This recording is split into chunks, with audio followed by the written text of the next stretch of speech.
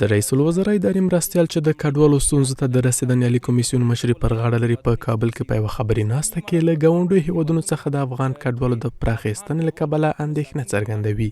عبدالسلام حنفي وایي له ایرانه د افغان کډوالو راستنېدل په کلکه دوام لري او په ورځني ډول څه باندې 40,000 تنه د هرات اسلام کلا پولې او د نیمروز د ورېښمو پله له لارې هېواد ته راوړي.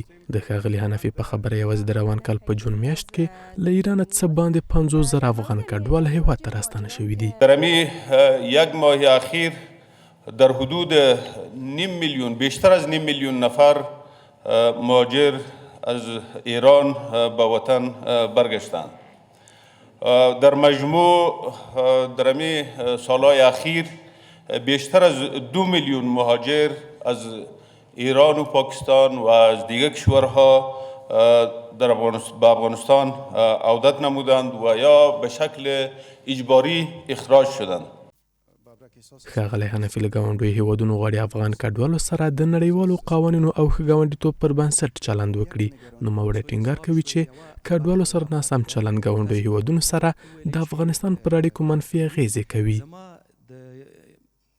یقینا داسې د ګاونډیانو په منځ کې داسې بد چلند یا زور زیاتی وشي، دا یقینا ملتونو ترمنځ یو قسم منافرت به پیدا کیږي، یو بد حس به پیدا کیږي.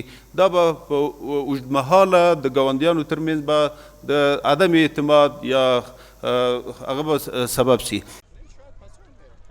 د کډوالو ستونزو ته د رسیدنې کمیسیون رئیس په بله برخه کې د تیر حکومت امنیتي ځواکونو او چارواکو ته چې په ایران او نورو هېوادونو کې اوسېږي ډاډ ورکوي چې دوی ته هیڅ ګواښ نشته او کولی شي په آزاده توګه هېواد ته راشي. پیغام ما به هم همی است، در اردوی ملی کار میکرده یا در پلیس بودن، دیگه وظایف داشتن، هر وظیفه‌ای که داشته باشند بیاید در افغانستان. هیچ مشکل برای از اونها وجود نداره در افغانستان.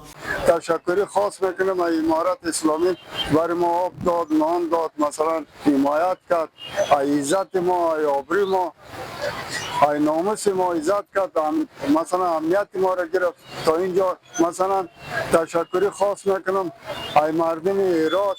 د رئیس الوزرا اداري مرستیال زیاتوي چې دمګړي په پوله کې راستنېدونکو لپاره ټولې اسانتیاوې له هغې ډلې سرپناه، خواړه، روغتیایي خدمات او نور موارد برابر شوي دي او په اوږدمهال کې هم اړمنو لپاره د ځمکو ویش او راستنېدونکو لپاره د کار زمینې برابرولو برخه کې برنامې تر لاس لاندې نیولې دي.